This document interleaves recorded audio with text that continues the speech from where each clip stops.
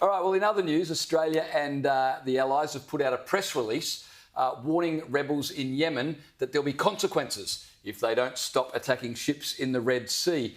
James, Australia didn't send a ship, but we've signed a press release. Yeah, I was going to, you stole my good line there, but it was just, the only thing that could be possibly more dangerous for Houthi rebels is an actual warship that would have probably, thrown the cat among the pigeons a bit more than just a strongly worded letter, to quote Team America.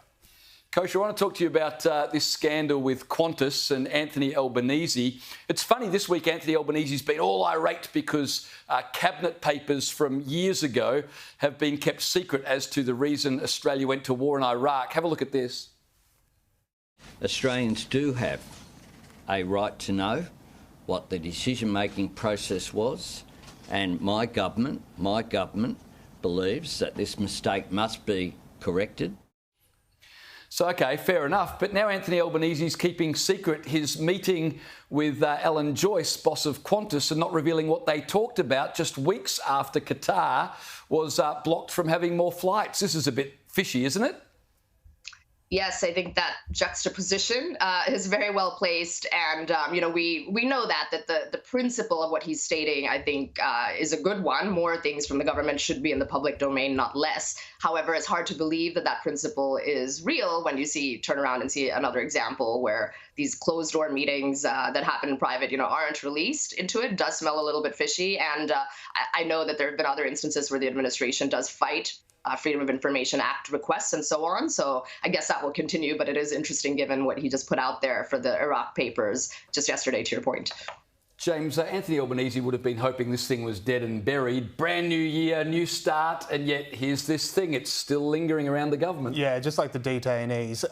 One thing I would say is let's take Albanese at his word that he was never actually lobbied by anyone from Qantas or by Alan Joyce, despite all these meetings he had with them. Let's say that's true.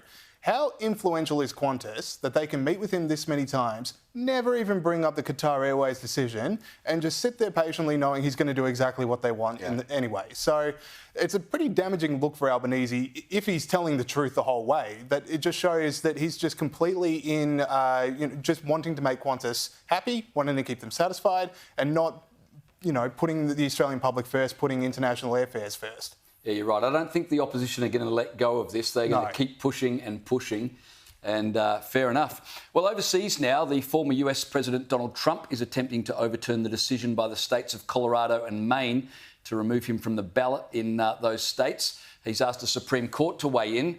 Is he likely to succeed, Kosha?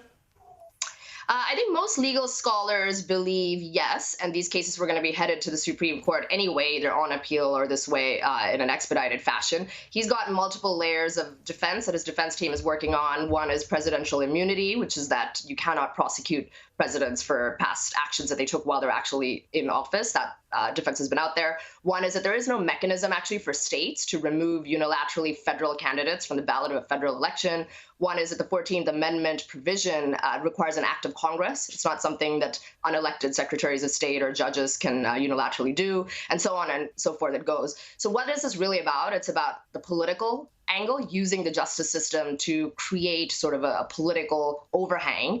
And, who knows? It's a high stakes maneuver. I think that's what all eyes are on, where either on the one hand, it's galvanizing a lot of support around him, including with people who don't like him and never liked him because they see this for what it is, political persecution. And then there's, on the other hand, people are going to find him just a little bit too much if he does get convicted or taken off the ballot, and they just won't be able to ultimately vote for him. And I think that's the calculus that both sides are making, and we'll have to see how it all unfolds in the end.